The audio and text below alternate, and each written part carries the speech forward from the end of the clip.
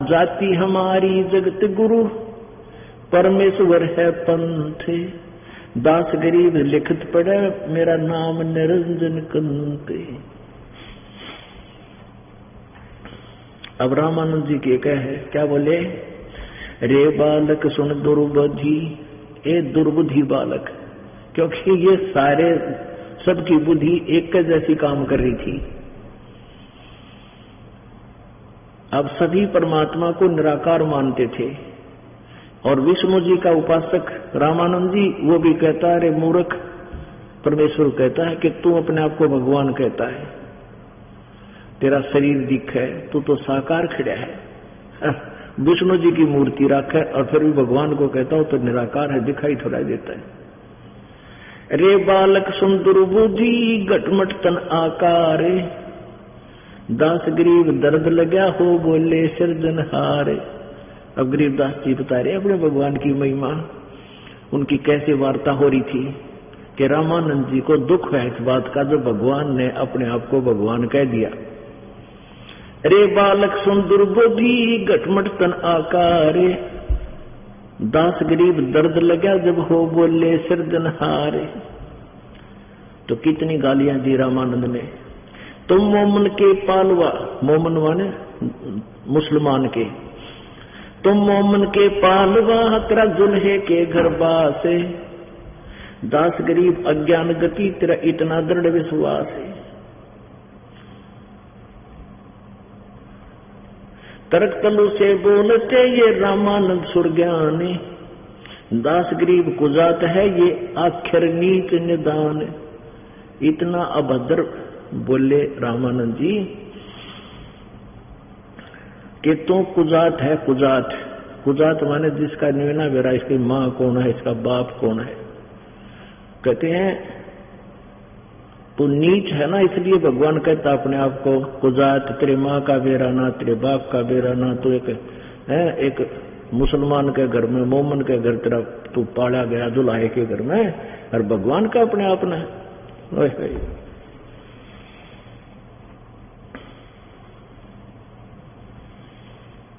रे बालक नीची कला, तुम हो बोले ऊंचे, दास गरीब अकल बिना ते जो कहा क्या।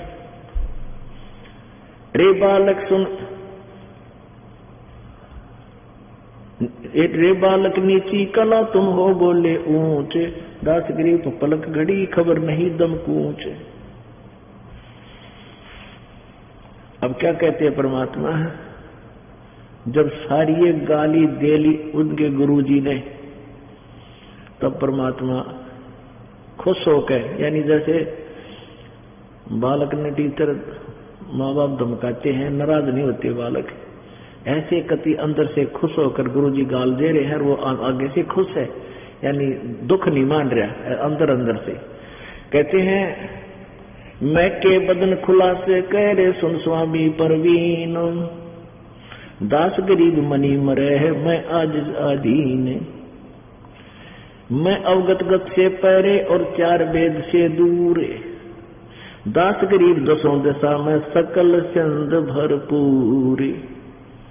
मैं तेरे इन वेदों से पार हूँ, मेरे बारे में वेद महिमा तो गाते हैं लेकिन मेरे पाने की विधि तेरे वेदों में नहीं है।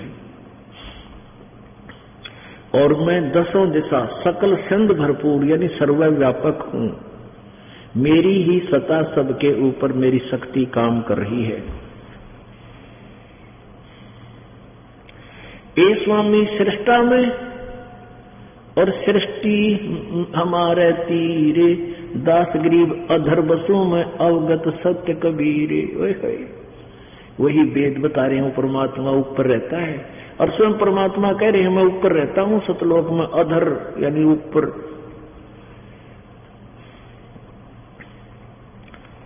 ए स्वामी सृष्टा में, अब 5 वर्ष का बालक ये बात बोल रहे और वो मैं ऋषि पाक रहा 104 साल का। जब परमात्मा 5 वर्ष की लीला में शरीर दिखा रहे थे तो रामानंद जी 104 वर्ष के बूढ़े हो रहे थे और 104 वर्ष में तो उसने अपने आप को भगवान मान लिया था, सारी दुनिया उनका समर्थन कर रही, सब उनको प्रणाम करे कि ये तो महर्षि से बड़े महर्षि।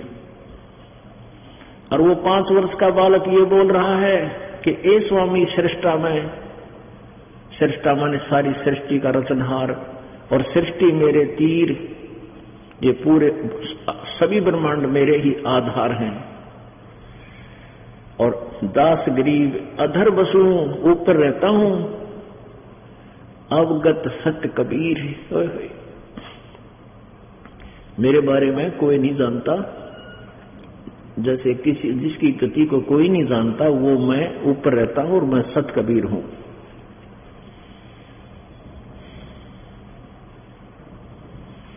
सुन रामानंद राम हम, मैं बावन नरसिंगे, दास गरीब सर्व कला,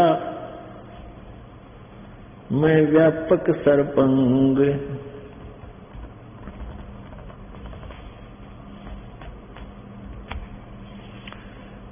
सुन रामानंद राममय, और मैं 52 नरसिंह, वो 52 बनकर में आया था, इसको तो वैसे मैं तो दे रखा है।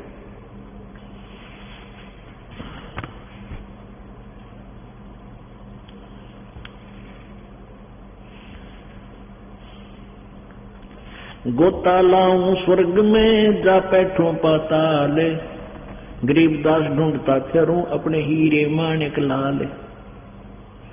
इस दरिया कंकर बहुत, लाल कहीं कहीं ठावे, गरीबदास माणिक चुगे हम मुर्दीवा नाम। अब ये बात जब कही परमात्मा ने, कति करड़े सी छाती करके ठोक कर कही कि मैं परमात्मा हूं। अब बुद्धिमान व्यक्ति बहुत कुछ हिसाब ला लिया करते हैं, क्योंकि रामानंद जी बाल ब्रह्मचारी था और बचपन से ही परमात्मा के लिए घर त्याग दिया था। जिनको भगवान चाहिए वो बकवाद ना करा करें। फिर 104 साल की आयु होली, भगवान का कैफे का पता नहीं था उसने, उसका कुछ डर पड़ा। भाई 5 वर्ष का बालक इनका कॉन्फिडेंस से कहता कि मैं ऊपर रहता हूं और इन 4 वेदों से भी मैं आगे हूं, सारी सृष्टि का रचनहार मैं हूं। तो कुछ सोचने पर विवश हुआ, कहने लगा बच्चा थोड़ी देर से डट जा, तेरे फिर बात करूंगा, मैं अपना नित्य नियम कर लूं। वो प्रतिदिन की क्रिया में कर्मकांड करता था, एक काल्पनिक विष्णु जी की मूर्ति बनाता था। जैसे कर्मकांड में कैसे करते हैं, मूर्ति पत्थर की या पीतल की मूर्ति हो भगवान विष्णु की, ठाकुर जी की, और उसका श्रृंगार करा कर सारा पुराने कपड़े उतार देंगे, धोती कुर्ता कपड़ा छोटे छोटे आ रहे कितने, और ऊपर मुकुट, एक मणिये की कंठी माला। तो पहले कपड़े उतार देते हैं पहले दिन वाले, और नए कपड़े और ताजे पानी से नवा के, और उसके ऊपर सब कपड़े वगैरह पहना के, तिलक ला के और माला परा के मुकुट रख दिया करते हैं। तो उस दिन की वो पूजा बन गई कर्मकांड से।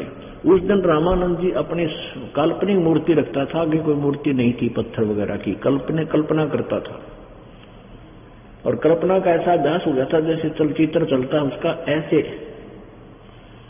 मूर्ति को नहा रहा है, कपड़े पुराने उतार दिए, धोती बांध दी, कुर्ता डाल दिया, तिलक लगा दिया, मुकुट रख दिया भगवान विष्णु जी की काल्पनिक मूर्ति पे, लेकिन कंठी डालनी भूल गया, माला, वह एक मणिये तुलसी के मणिये की। अब माला ना डाले तो पूजा खंडित, उस दिन की पूजा नहीं मानी जाती। और मुकुट रखने के बाद मुकुट नहीं उतार सकते, उस दिन मुकुट उतार दिया, पूजा खंडित। अब रामानंद जी ने सोचा आज तो माला डालनी भूल गया और मुकुट उतारा नहीं जा सकता। अब तो उसने क्या सोचा कि मुकुट के ऊपर का डाल दूं माला ने, कल्पना कर रहा है जो फिर स्वप्न में होया करे, न सोच ले स्वप्न में। तो वो माला और मुकुट में माला फंस गई, नीचे ना आई। रामानंद जी सोच रहे हैं, माला उठा दी उल्टी, हे भगवान आज मुझसे कौन सी गलती होगी, आज तक यह भूल मेरा को लगी नहीं थी, भगवान माफ करना। बहुत दुखी हो गया अंदर अंदर से, या आज भगवान रूस का शायद मेरे तय रुष्ट हो गए। तब परमात्मा बाहर खड़े थे, पर्दे से बाहर वो 5 वर्ष के परमेश्वर कबीर जी। परमेश्वर कबीर जी ने कहा कि स्वामी जी इस माला की गांठ खोल लो या गुंडी, और गुंडी खोल के फिर बांध दो, मुकुट नहीं उतारना पड़ेगा। अब रामानंद जी कित की गुंडी खोलने थे और कित की वो मुकुट उतारे रखेंगे। अब न देखा भगवान खड़े सामने, मेरे मन की बात बता दी, मैं कहाँ परेशान हो रहा था, और कोई साकार मूर्ति नहीं, पर्दा हटा के देख लिया हो। अब कहते हैं समझदार को संकेत ही बहुत होता है, अड्डा पर्दा दूर भगा, एक क्या चोट सिधारी जिन मिलन दाचा। अपने आत्मा इनको ब्राह्मण कहते हैं। रामानंद जी ब्राह्मण थे। ब्राह्मण सोए जो ब्रह्म पछाणे, पंडित सोए जो पिंड की जाने। अब था मौका उस भगत के लक्षण ये होते हैं, उसने समाज नहीं देखा, लोक लाज नहीं करी। एक तो सामने खड़े थे सारे ब्राह्मण जो उसकी वाह वाह करया करते थे, जय जयकार करया करते, ब्राह्मण मानते थे। और एक तरफ भगवान खड़े। अगर एक दानक के बालक ने आज से 600 वर्ष पहले कोई ब्राह्मण सीने से लगावे तो पहाड़ टूट जाए उसके ऊपर है। लेकिन रामानंद जी ने कुछ नहीं सोचा, पहाड़ में जाओ ये समाज। भगवान जिसके लिए डले ढोर है सामने खड़ा, ऐसे बालक को सीने से लगा दिया और के कहने लगे, मन की पूजा तुम लखी, मुकुट माल परवेश, गरीब दास गति को लखे, तेरा कौन वर्ण क्या बेश।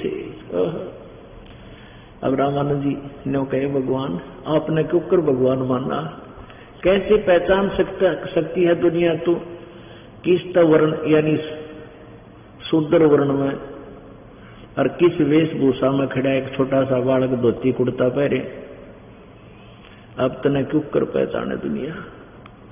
मन की माला मन की पूजा तुम लखी, तुमने जानी, और मुकुट माल परवेश। गरीबदास जी कहते हैं, तो रामानंद जी ने बोले, गरीबदास गति कौन लखे, तेरा कौन वर्ण के भेष। सीने से लगा दिया। अपने आत्मा परमात्मा ने, वो सारे खड़े थे ना, सुन रहे थे प्रवचन, सबकी फड़क निकालनी थी। रामानंद जी को फिर थोड़ा सा छोड़ दिया ढीला। रामानंद जी ने सोचा, अब ये मुझे गुरु बता रहे हैं कि ये परीक्षा तो और ले लूं, मैं गुरु कैसे बना इसका। तो उन्होंने पूछा, बच्चा यह बात तो मेरे समझ में आ गई, आप क्या करना चाहते हो। आप यही मुझे ये दिखाना चाहते थे कि आप परीक्षा लेना चाहते थे कि मैं भक्त हूं या अभक्त, या तो आपने दया कर दिया अपने मेरे ऊपर। पर एक बात बताओ, मैंने आपको नाम कब दिया। फिर सारा बताया कि ऐसे ऐसे जब आप नहाने के लिए गए थे गंगा के घाट पर, और मैं वहां लेटा हुआ था, आपकी खड़ाऊ मेरे सिर में लगी थी। रामानंद जी ने कहा, वो तो छोटा सा बालक था, 2-2.5 वर्ष का, आप तो नहीं हो सकते। मैं ही था। कैसे था। परमात्मा ने दूसरा रूप, वही एक खाट थी किसी सेवक की चारपाई, उसके ऊपर एक 2.5 वर्ष के बालक का रूप धारण करके लेट गए कि देखो स्वामी जी सामने। ऐसा था मैं। अब उस रामानंद जी ने देखा 6 बार, ने देखा 6 बार, वो 10 साल के 5 वर्ष के तरफ देखा, 6 बार 2.5 वर्ष की तरफ देखा। 2 रूप में दिखाई दिए। आंखें मल मल कर देख रहा, कहीं 2 खाते नहीं लगे। इतने में वो 2.5 वर्ष का बालक उठा और 5 वर्ष के बालक में समा गया। तब रामानंद जी के समझ में आई, तेरा गजब हो, ये तो भाई। फिर सोचा कि और पूछ लूं, कि मन बड़ा बदमाश है। कहने लगा, बच्चा मैं क्या नाम दे, मैं कि आपने कहा था कि आपने मेरे सिर पे हाथ रखा था, राम राम बोला था, मैंने आपने मंत्र दे दिया मेरे, राम नाम का, राम का मंत्र दे दिया। तो स्वामी जी बोले कि बच्चा मैं राम नाम नहीं देता, राम राम जाप करने को नहीं देता। परमात्मा ने कहा कबीर जी ने कि आप ओम मंत्र देते हो। बोले आत्माओं ये बताया नहीं जाता था मंत्र किसी को, केवल उपदेशी ही को दिया जाता है। उसको कहा जाता था, अब भी कहा जाता है कि तू किसी को और को नहीं बताना। राम राम तो उनका कोड वर्ड था, असली मंत्र ओम था। जैसे हम सतसाहिब तो कोड वर्ड है, असली मंत्र हमारा वो सतनाम और सारनाम ये अलग है। तो जब उन्होंने बता दिया ना ओम नाम है, वो तरह जो भैया तब कहने का बच्चा मैं एक कंठी भी देता हूँ गले में डालने के लिए, वो कंठी है तेरे पास? वो नीचे से निकाल के देखा थी, यार ये गुरुजी आपने दी थी वहां। और जान गया वह किसकी कंठी है, तो बात और है। न बोला बच्चा एक बार एकांत में बैठेंगे। तो लो स्वामी जी गंगा के किनारे बैठ के फिर चर्चा करते हैं। अब यो मन बड़ा बदमाश है, नो कह रामानंद जी बच्चा मैं तो समाधिस्थ होता हूँ, बचपन से ही जो ना समाधिस्थ होता हूँ और बहुत ऊपर तक पहुंच जाता हूँ। परमात्मा बोले चलो पहुंच ऊपर की, कहां तक जाओगे? अब रामानंद जी का तो अभ्यास था डेली का, समाधिस्थ हो गया। ऊपर त्रिवेणी तिरकुटी पर जाकर 3 रास्ते हो जाते हैं,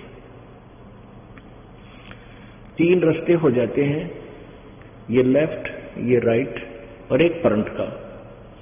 लेफ्ट में तो जाते हैं ये जो स्वर्ग आदि में जाते हैं, और राइट में जाते हैं ये 88,000 खेड़े और ये ध्रुव आदि के जो सप्त ऋषियों के स्थान है, और सीधा ये ब्रह्मरंध्र है।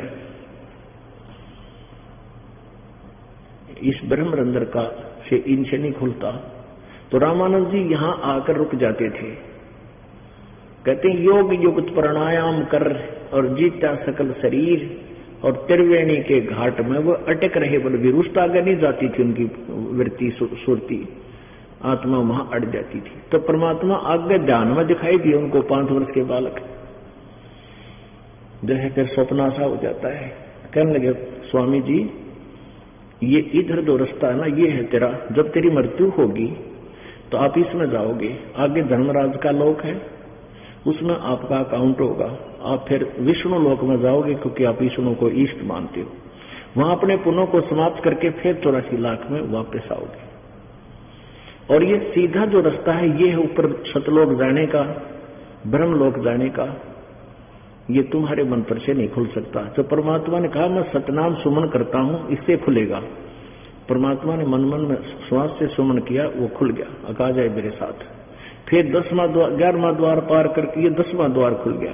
फिर 11वां द्वार खोल के परब्रह्म के लोक में प्रवेश किया। फिर 12वां द्वार पार करके भवन गुफा पार करके सतलोक में गए। वहां क्या देखा कि परमात्मा कबीर जी सतपुरुष रूप में, अन्य रूप में, तेजो में, जिसके एक रोमकूप में करोड़ सूर्य करोड़ चंद्रमा मिला दे, इतना तेज है उस परमेश्वर के शरीर का। और बहुत बड़े सफेद गुम्मट के अंदर एक मुकुट, सफेद मुकुट धारण करके परमात्मा विराजमान है।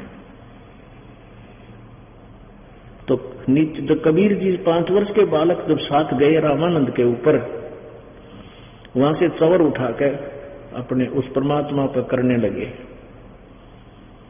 रामानंद जी ने सोचा कि ये है वो पूर्ण परमात्मा, परम अक्षर ब्रह्म, जो तख्त पर बैठा, गद्दी पर बैठा है, सिंहासन पर विराजमान है। और कबीर जी यहाँ का कोई देव होगा।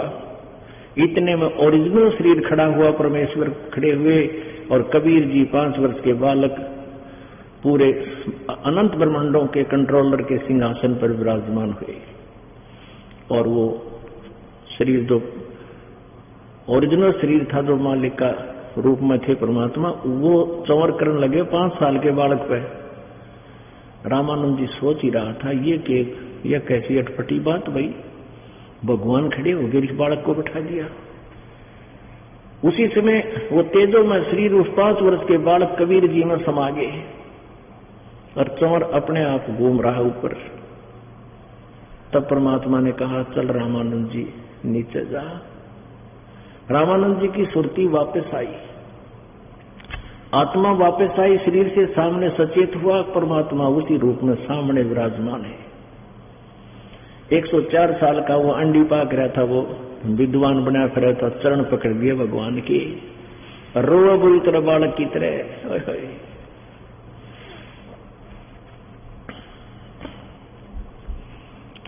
सतलोक कर देख कर जाना प्रभु का भेवे, गरीबदास ये दुल्हा है सब देवन का देवे। परम यानी सतलोक को देखकर जाना परमात्मा परम प्रभु का भेद। और वो कहता है, रामानंद जी कहते रहे, ये दुल्हा जिसने दुल्हा कहेंगे तो भाई सब देवन का देव। तावा चित चिकृत भया, तावा चित चक्रित भया, देख फजल दरबारे, गरीबदास सजदा किया हम पाए दीदारे। अब वो महर्षि पाक रहा था 104 साल का विद्वान, क्या कहते हैं कबीर परमेश्वर जी को, 5 वर्ष के बालक को, तुम स्वामी में बाल बुद्धि और भरम कर्म किया नासे, गरीबदास निज ब्रह्म तुम मेरा हो गया दर्द विश्वासे। तहा वहां चित चक्रित भया, देख फजल दरबार, उस न्याकारी के सच्चे भगवान के दरबार को देखकर मन चक्र काट गया। और कहते हैं 100 बार न सजदा किया हम पाए दीदार, गरीबदास निज ब्रह्म तुम, हे कबीर जी आप तो पूर्ण परमात्मा है, वास्तविक भगवान है, अब मेरा हो गया दृढ़ विश्वास। सुन बेसुन से तुम परे, उर से हमर तीर, दास गरीब सर्वंग में ये अवगत सत कबीर। बोलत रामानंद जी सोन कबीर करतारे, गरीब दास सब रूप में है तुम ही बोलने हारे। तुम साहेब तुम संत हो, तुम सतगुरु तुम हंस, गरीबदास तुम रूप बिना और न दूजा अंश। रामानंद जी कह रहे ठोक कह के भगवान आप पे हो जो कुछ हो, तुम ही परमात्मा हो, तुम ही एक संत हो, और तुम ही एक और वास्तव में भक्त और दास की लीला आप ही कर रहे हो। मैं भक्ता मुक्ता भया, 104 साल का मैं ऋषि ने कहा मैं आपका भक्त, और मेरा टंटा कट गया, मैं मुक्त हो गया। मैं भक्ता मुक्ता भया, किया कर्म कुंदना से, गरीबदास अवगत मिले या मिटगी मन की बांस।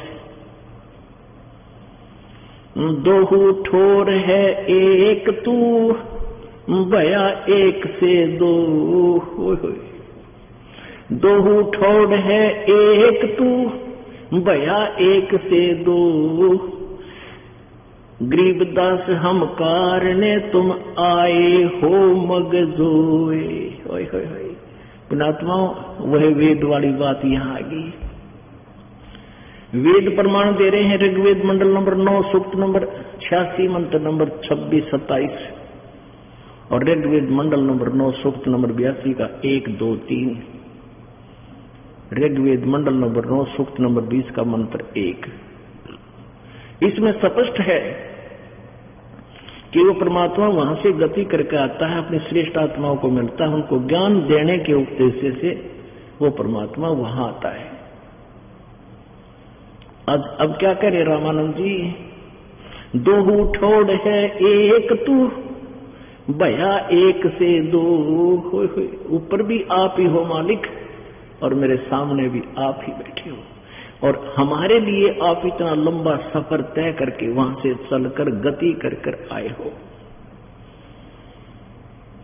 दोहू छोड़ है एक तू, भया एक से दो। गरीबदास हम कारणे तुम आए हो मगजोए। बोलो सतगुरुदेव जय। परमपिता परमात्मा पूर्ण ब्रह्म सारी सृष्टि के रचनहार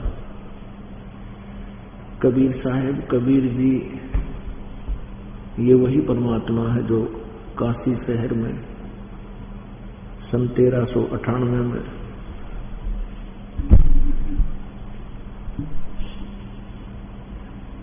संवत 1455 ज्येष्ठ उतरते की पूर्णमासी को सुबह ब्रह्म मुहूर्त के अंदर एक लहर तारा नामक तालाब के अंदर विकसित कमल के फूल पर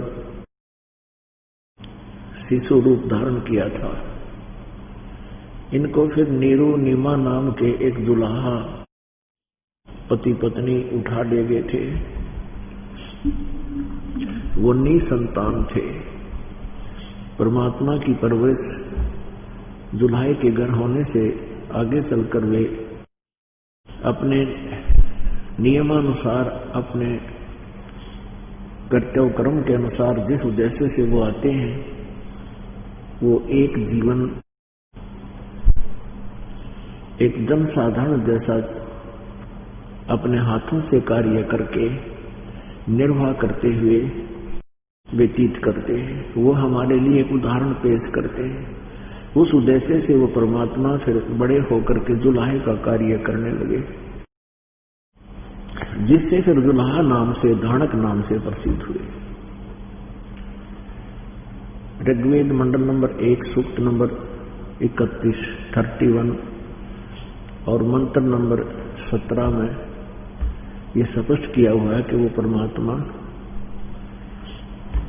सशरीर है, मनुष्य की तरह, मनुष्य जैसा है, और यहाँ अपना अन्य रूप धारण करके एक मनुष्य की तरह कार्य करके अपना जीवन निर्वाह करता है। तो वही लीला परमात्मा ने पहले की हुई थी, जो आज वेदों ने उसको सेकंड किया, वेदों ने आज उसका समर्थन किया। तो इससे सिद्ध है कि Kabir is God, Kabir is complete God. परमेश्वर कबीर जी पूर्ण परमात्मा है, कंप्लीट गॉड। अब गॉड तो अन्य भी हैं, जैसे ब्रह्मा जी गॉड माने स्वामी, प्रभु। जैसे ब्रह्मा विष्णु महेश जी एक ब्रह्मांड में एक एक विभाग के गॉड हैं, प्रभु हैं, स्वामी हैं। रजगुण विभाग के ब्रह्मा जी, सतगुण विभाग के विष्णु जी, तमगुण विभाग के शिव जी, ये भी गॉड है, लेकिन ये कंप्लीट गॉड नहीं है। इनका पिताजी जो है ब्रह्म, ये 21 ब्रह्मांड का गॉड है, 21 ब्रह्मांड का स्वामी है। ये भी कंप्लीट गॉड नहीं है, पूर्ण परमात्मा नहीं है, पूर्ण ब्रह्म नहीं है। फिर अक्षर पुरुष जिसको परब्रह्म कहते हैं, ये 7 संख ब्रह्मांड का गॉड है, स्वामी है। ये भी कंप्लीट गॉड नहीं है, ये भी पूर्ण परमात्मा नहीं है। परम अक्षर ब्रह्म अर्थात कबीर जी है, ये वही परमात्मा है जो सतलोक से चलकर यहाँ काल के लोक में, काशी शहर में एक तालाब में विकसित कमल के फूल पर आकर के शिशु रूप धारण किया था। ये असंख्य ब्रह्मांडों के गॉड हैं, ये कंप्लीट गॉड है, और ऑल कंट्रोलर है। ये हम सबके पिता है, ये हमारे मालिक है, हम इनकी आत्मा है, हम इसकी बच्चे हैं। हमारे को यहाँ महादुखी देखकर परमात्मा स्वयं ही आते हैं और हमें चेष्टा करते हैं कि तुम गंदे लोक में फंसे पड़े हो, ये गलत स्थान है, तुम अपने निज स्थान को याद करो। लेकिन हम काल के प्रभाव से, और बहुत असंख्य जन्म हो गए हम यहीं घिसे पिटे इस काल के लोक में इस प्रोसीजर को अपनाए हुए हैं। हमारी आस्था, हमारी वृत्ति इसी में समा चुकी है, इसमें बहुत बुरी तरह जकड़ी जा चुकी है। परमेश्वर आकर के रह रहकर हमें ज्ञान सुनाते हैं, और जो पुण्यात्मा परमेश्वर पर विश्वास कर लेती है उनको सतलोक ले जाते हैं। अमर करूं सतलोक पठाऊं, ताते बंदी छोड़ कहाऊं, बंदी छोड़ हमारा नामम, अजर अमर है अस्थिर ठामम। हमारा बंदी छोड़ नाम है, बंदी छोड़ हमारी उपमात्मक नाम है, और हमारा स्थान अजर अमर है, सतलोक है, शाश्वत स्थान है। 16 शंख पर हमरा तकिया गगन मंडल के जिंदा, हुक्म हिसाबी हम चल आए हे काटन यम का फंदा। 16 शंख कोस की दूरी पर सतलोक है, वहां हमारा तकिया है, हमारा निज स्थान है। और हम यहाँ काल के लोक में आप जी के कर्मों के बंधन को काटने के लिए आए हैं। इसलिए अमर करूं, यानी जन्म मरण से सदा के लिए पीछा छुटवा दो। अमर करूं, सतलोक पठाऊं, इसलिए मैं बंदी छोड़ कहा, यानी कर्मों के बंधन को परमेश्वर कबीर जी ही काट सकते हैं। इसलिए वो कहते हैं, इसलिए मुझे मैं बंदी छोड़ कहलाता हूं। पृथ्वी पर किसी के आगे पीछे कभी भी बंदी छोड़ नहीं लगा। एक समय हमने एक गुरुद्वारा देखा जिसमें लिखा था बंदी छोड़ गुरुद्वारा। वो गुरु गोविंद सिंह जी के बारे में लिखा हुआ था कि उसने कुछ राजाओं को, जो किसी एक राजा ने बंद कर रखे थे, उनके साथ झगड़ा करके उनको छुटवा दिया था। तो ऐसे ये अलग टाइप के बंदी छोड़िए, तो बंदी यानी कैदियों को छुटवा दिया, और ये काल के लोग से छुटवाएंगे, ये वो बंदी छोड़े। तो इसलिए थोड़ा डिफरेंशिएट करना पड़ता है।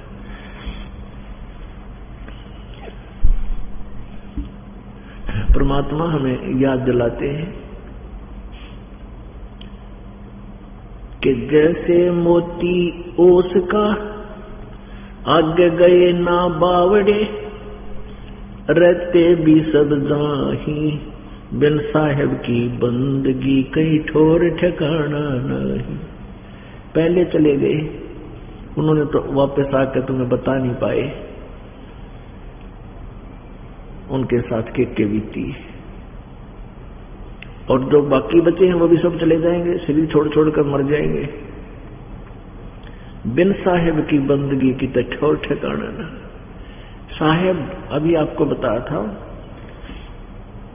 साहेब माने गॉड, राम, भगवान, परमात्मा। अभी आपको डिफाइन किया है कि यहां जब साहेब की बंदगी, साहेब मीन कंप्लीट गॉड है, बिन साहेब की बंदगी, उस कंप्लीट गॉड की भक्ति बिना, पूर्ण परमात्मा की साधना बिना कि ठोर ठिकाना ना। जैसे आप जी ब्रह्मा जी की विष्णु जी की साधना करते हो, पूजा करते हो, तो विष्णु जी की भी मृत्यु होती है, इनकी पूजा करने वालों का भी कितना ठोर ठिकाना ना। स्वर्ग गए, विष्णु जी के लोक में चले गए विष्णु जी के पुजारी, वहां अपने पुण्यों को समाप्त करके स्वर्ग में कुछ दिन मौज मार के फिर वापस गधे बने, कुत्ते बन गए, सुअर बन गए, फिर कुत्ते की योनि को छोड़कर गधे बन गए, गधे की योनि को छोड़कर फिर सुअर बन गए, फिर कभी समय निकला, शुभ समय आया तो फिर मनुष्य बन गए, शुभ बने या अशुभ बने फिर नरक गए। फिर ऐसे कहते, ऐसे कहीं ठोर ठिकाना ना। और सतलोक जाने के बाद फिर वापस आना ना, फिर नहीं आना। वहां जाने के बाद फिर लौटकर संसार में कभी नहीं आते।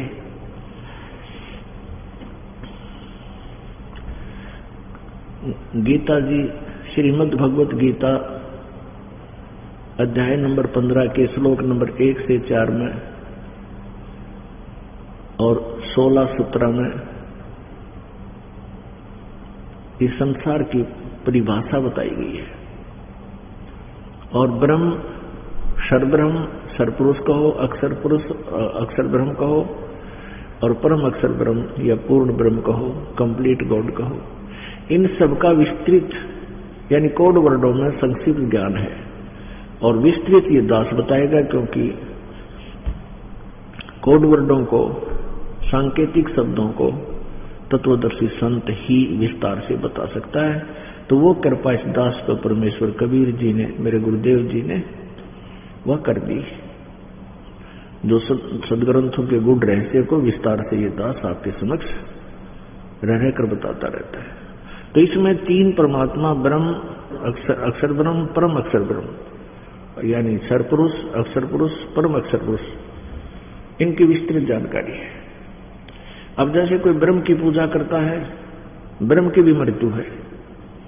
गीता जी अध्याय नंबर 4 के श्लोक नंबर 5 और 9 में गीता ज्ञानदाता ब्रह्म श्री कृष्ण जी में प्रवेश करके कहता है, ये काल कि अर्जुन तेरे और मेरे बहुत जन्म हो चुके, तू नहीं जानता। अध्याय नंबर 2 के श्लोक नंबर 12 में यही व्याख्या की है।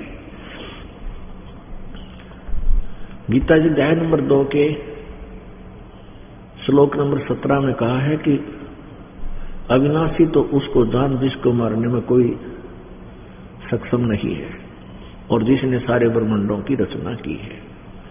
गीता जी अध्याय नंबर 15 के श्लोक नंबर 1 से 4 में यह वर्णन दिया है कि जब तत्वदर्शी संत तुझे मिल जावे, उसकी पहचान भी बताई है कि उल्टे लटके हुए संसार रूपी वृक्ष के सभी पार्ट्स ऑफ द ट्री, सभी वृक्ष के सभी विभाग, यानी जड़ रूप कौन परमात्मा है, तना रूप कौन प्रभु है, और मोटी डार रूपी कौन भगवान है, और तीनों शाखा रूपी कौन देव हैं, और पात रूप क्या चीज है। तो ये विस्तार से जो बताता है, स वेदवित, वह वेद के तात्पर्य को जानने वाला है, अर्थात वो तत्वदर्शी संत है। वो कोड वर्डों को, सांकेतिक शब्दों को पूरी तरह समझता है। उसके पश्चात उस परम पद परमेश्वर, उसके पश्चात यानी तत्वदर्शी संत मिल जाए, उससे प्राप्त ज्ञान के आधार से उस परमेश्वर के उस परम पद की खोज करनी चाहिए, जहां जाने के बाद प्राणी कभी लौटकर संसार में नहीं आते। और जिसने सारे ब्रह्मांडों की रचना की है, जो कंप्लीट गॉड है,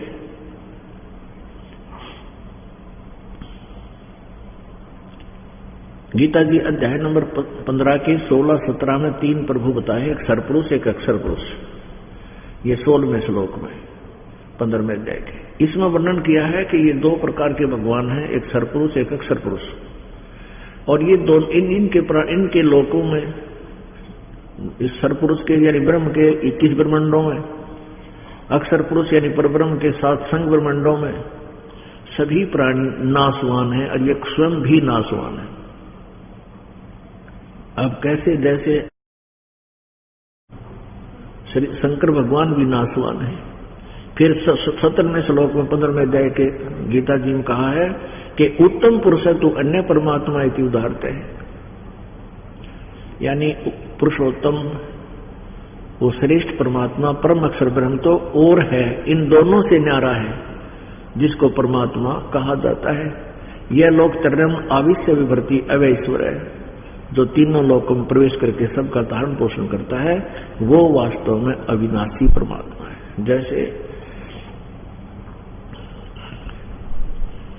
एक ब्रह्मा, अब यहां थोड़ा कंसेप्ट क्लियर करना पड़ेगा कि ब्रह्मा भी नाशवान है, विष्णु भी नाशवान है, और शिव जी भी नाशवान है। ये अजर अमर नहीं है। और तब ये ज्ञान आपके हृदय में ये पक्का दस जाएगा कि जो दास तो बता रहा है, ये कोई दंत कथा नहीं है,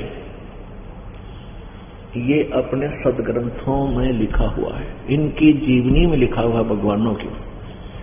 तो फिर ये आगे कंसेप्ट आसानी से क्लियर हो जाएंगे जो दास बताना चाहता है आज के सत्संग में। सुनिए, देखिएगा, श्रीमद् देवी भागवत सचित्र मोटा टाइप, केवल हिंदी। ये गोरखपुर से प्रकाशित है। श्रीमद् देवी भागवत, संपादक हनुमान प्रसाद पोदार, चिमनलाल गोस्वामी।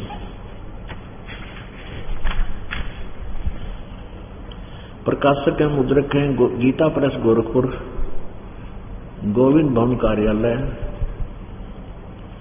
कोलकाता का संस्थान। इसके 123 पृष्ठ पर देखेंगे। तीसरा स्कंध, संक्षिप्त देवी भागवत, तीसरा स्कंध, 123 नंबर पृष्ठ पर। अब यहां देखिएगा, भगवान विष्णु जी अपनी माता दुर्गा की स्तुति कर रहे हैं। तुम शुद्ध स्वरूपा हो, ये सारा संसार तुम्हीं से उद्भासित हो रहा है। मैं ब्रह्मा और शंकर हम सभी तुम्हारी कृपा से विद्यमान है। हमारा, विष्णु जी कह रहे हैं, हमारा आविर्भाव माने जन्म और तिरोभाव माने मृत्यु हुआ करता है। हमारा तो जन्म और मृत्यु होता है, केवल तुम ही नित्य हो, जगत जननी हो, प्रकृति और सनातनी देवी हो। सिद्ध हो गया ब्रह्मा विष्णु महेश नासवान है। शंकर भगवान बोले देवी, यदि महाभाग विष्णु तुम ही से प्रकट हुए हैं तो उनके बाद उत्पन्न होने वाले ब्रह्मा भी तुम्हारे ही बालक हुए। फिर मैं तमोगुणी लीला करने वाला शंकर क्या तुम्हारी संतान नहीं हुआ? अर्थात मुझे भी उत्पन्न करने वाली तुम ही हो शिवे। संपूर्ण संसार की सृष्टि करने में तुम बड़ी चतुर हो।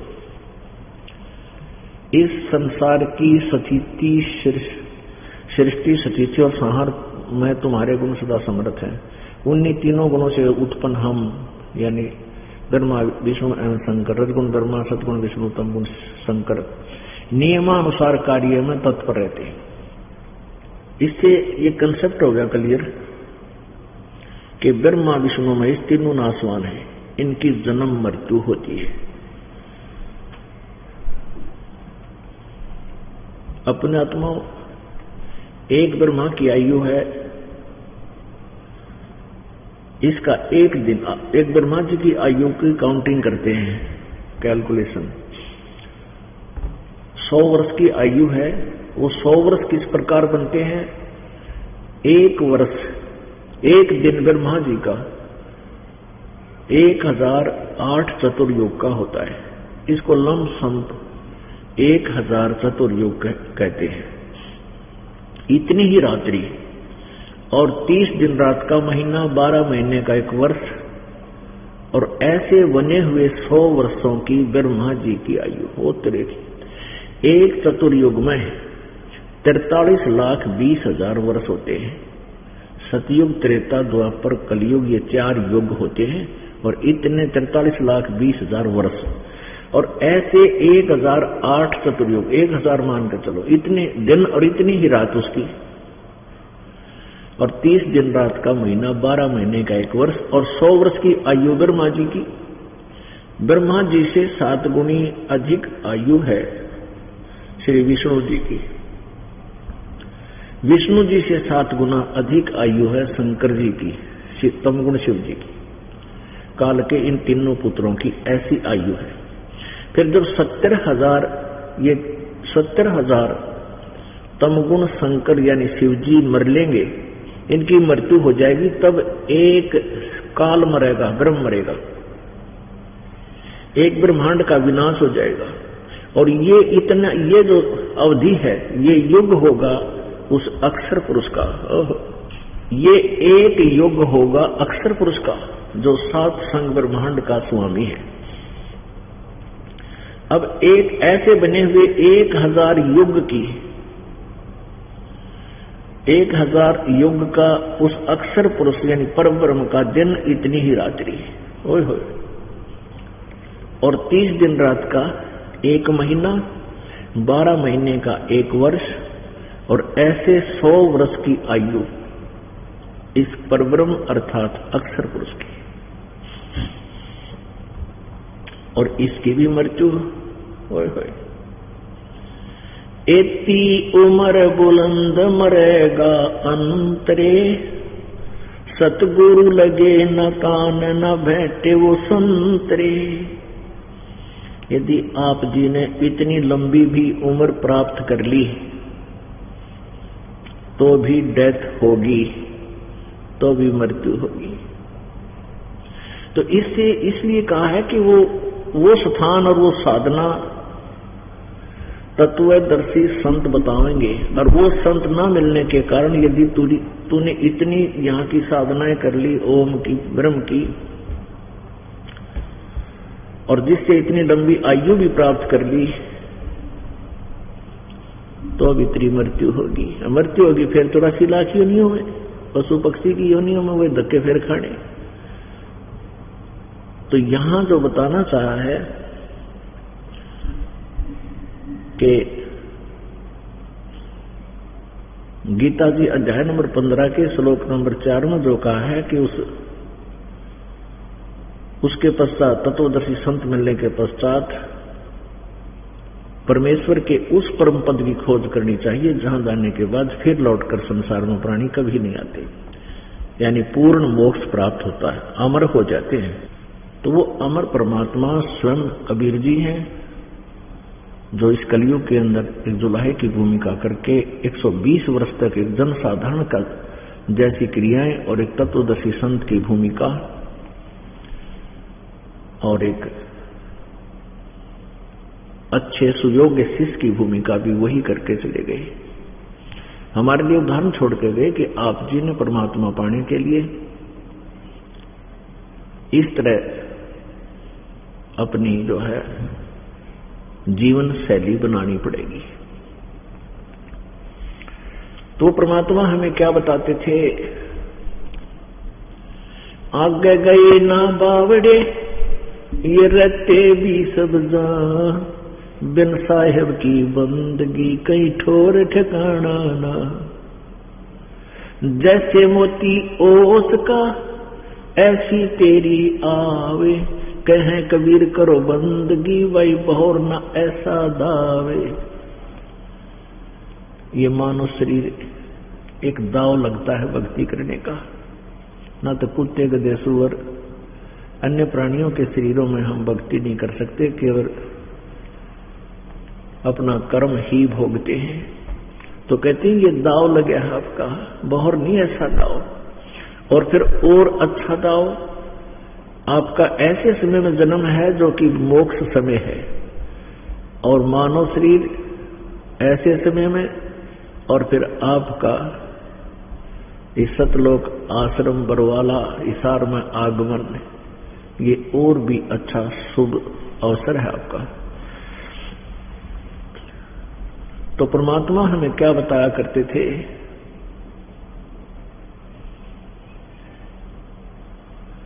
कि मानुष जन्म पाके नहीं रटे हरि नाम, जैसे कुआ जल बिना फिर बनवाया क्या काम।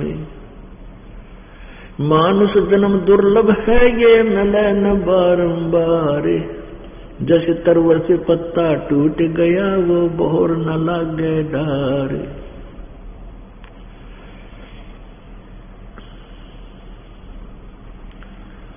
राम रटत कोढ़ी भलो चू चू पड़े जो चाम, यानी सत्य नाम सच्चे नाम की विधिवत साधना करने वाला चाहे कोई महारोगी भी है और सबसे भयंकर रोग कुष्ठ रोग होता है, उसका सारे शरीर में पीप चलती रहती है, कहते ऐसा भी कोई भक्त हो और उसने नाम ले लिया हो, कहते हैं राम रटत कोढ़ी भलो चू चू पड़े जो चाम, ये सुंदर शरीर किस काम का जामुक नाही नाम। कबीर राम रटत दारिद्र भलो, यानी कति निर्धन, राम रटत दारिद्र भलो टूटी घर की छान, वो सुंदर महल किस काम के जहां भक्ति नहीं भगवान।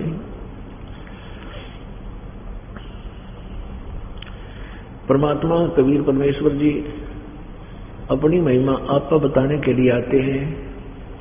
आप पर आरती, आप पर साजे, आप पर किंगर, आप पर बाजे, आप पर ताल झाम जनकारा, आप नचे अब देखे ना, कह कबीर ऐसी आरती गाऊं आप पर मध्य आप समाऊं। आप ही वो दास बनते हैं, आप ही एक तत्वदर्शी संत बनते हैं, और परमात्मा तो वो है ही है, और आप ही एक अच्छे नागरिक की भूमिका करते हैं। वो एक उदाहरण देकर जाते हैं कि जैसे मैंने या रहने अपना जीवन निर्वाह किया, आप भी इसी तरह रखो। आप इस माया के पीछे घने अंधे मत हो। आप परमात्मा विश्वास रखो, सद्भक्ति करते रहो, जैसे मालिक रखे इसमें अपनी उसकी रजा में राजी रहो। फिर आपके जीवन में सुख देखना कितने होंगे। इस माया से बचने के लिए हमने अपने जो कुरीतियां बढ़ा ली हैं इनको कम करना पड़ेगा। एक तो ब्याह शादी में बकवाद ये बंद करनी पड़ेगी। बेमतलब का दहेज देना एक रिवाज यह बंद करनी पड़ेगी। क्योंकि एक विश्वास रखो कि परमात्मा ने जो बच्चे की किस्मत में लिखा है वही मिलेगा। यदि आप जी अपने बच्चे को पैसे ज्यादा दे देते हो, को दहेज दे देते हो और उसके आगे भाग्य में है नहीं तो आगे और घर में कोई और नुकसान हो जाएगा। और फिर ससुराल वाले भी घने लालची बन जाएंगे। पता नहीं क्या कष्ट बहन बेटियों को दिए जाते हैं। बहुत जुल्म हो रहा है, ये बंद करना पड़ेगा। परमात्मा ने सबसे पहला दहेज अपनी बेटी को नाम दिला दो, और जब परमात्मा साथ हो जाएगा अपनी पुत्री के, और फिर देखना उसके सुख। परमात्मा की भक्ति करने वाली बेटी देखना जाकर अगले उसमें परिवार में या तो परिवार नाम ले लेगा, और नहीं जब उसको तंग करेंगे तो उनका बक्कल तार देगा परमात्मा। ये सत्य मान लेना। लेकिन अगर बेटी में पूरी श्रद्धा और भगवान की भक्ति है और भाग्य में ना है तो लिख देगा ये वो परमपिता परमात्मा है। तो हम क्यों डरे डोए? हमने रिवाज बना रखी है कि 30 अगले के 30 कपड़े देने हैं, इतने 20 कंबल देने हैं, और वो फिर गरीब अमीर तो ला दे, चलो उसने 2 नंबर के धंधे कर रखे, बकवाद गढ़ रखी, गरीब कहां से लाओगा? वो फिर रीस करेगा कि तेरी बेटी का दिल दुख जा। वो फिर फॉर्मेलिटी पूरी करते हैं और वो लाओगे जो 100 रुपया के 20 के वो कितना काम आओ नहीं आइटम पूरे करने पड़े, क्या तो कोई है इसका।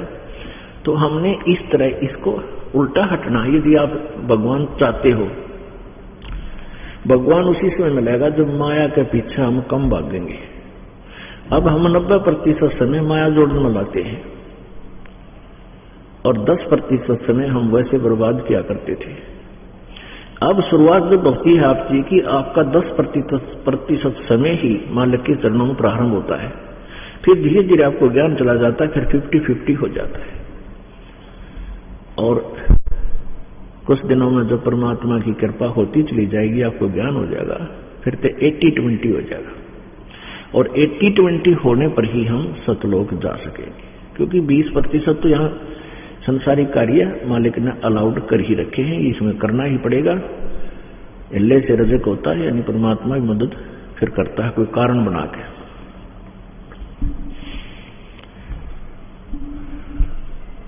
तो इस प्रकार हमने परमात्मा को पाने के लिए जिन भी साधनों को अपनाना पड़े वो अपनाने पड़ेंगे, और जिनको त्यागने के आदेश है वो त्यागने ही पड़ेंगे आपने।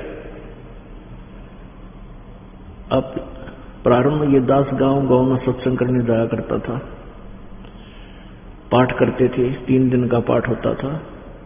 तो कुछ ऐसे इतनी स्पीड पकड़ के बंदी छोड़ के जाते हैं, क्योंकि इतने सुख दिए भगवान ने अपने बच्चों को, तो इतने पाठ हो गए कि डेली पाठ हो गया।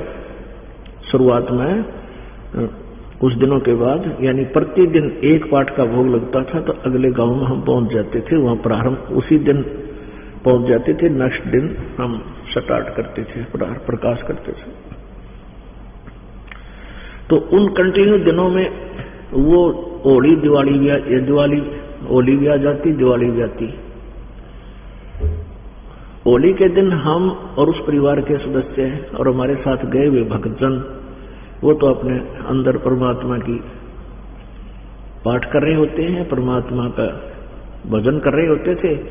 और वो बाकी जो बौड़ी आत्माएं हैं, लट्ठा लेकर कोरडा हो आ गया मोर मोर, और सब लाल मुंह कर ले बांदर के ऐसा कि तो दारू पी गया, कोई गाड़ में पड़ा है, कोई गारा में पड़ा, कोई रेते में लौट रहा, बांदर से मुंह करे अंडे।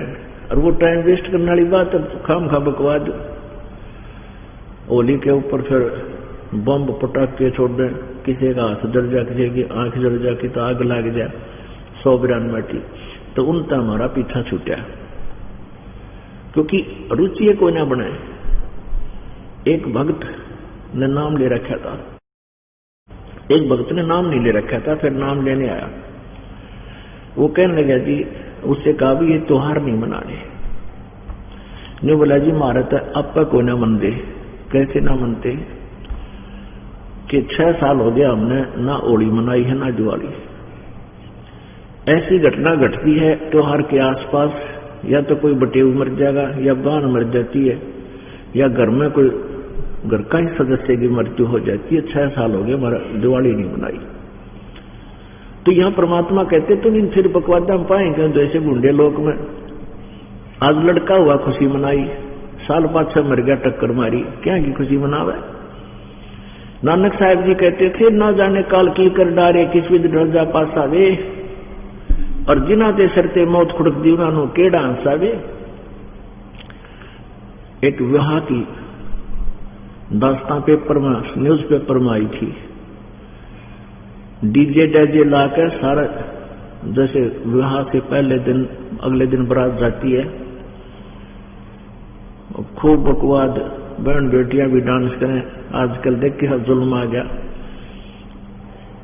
हमने तो कभी नहीं देखा था बहन बेटियों को ऐसे सरेआम बकवाद करते हुए, जैसा अब आग लगी वैसे ही नाचा करती। वो भी कोठों के अंदर गुप्त स्थानों का ना धमका दिया करते उनको।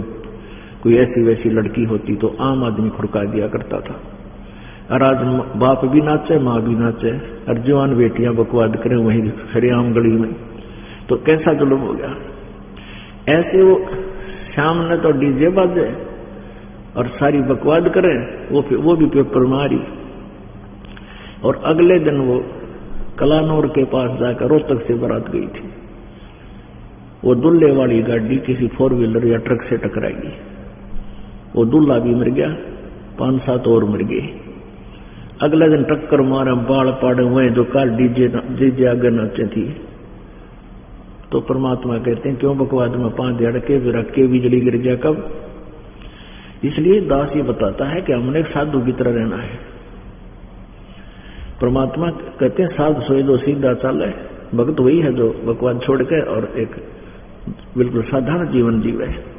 तो नानक साहब जी कहते हैं ना जाने काल के कर डारे, और किस विधि ढल जा पासा वे, जिना ते सरते मौत खुड़क दी उन्होंने केड़ा हंसावे।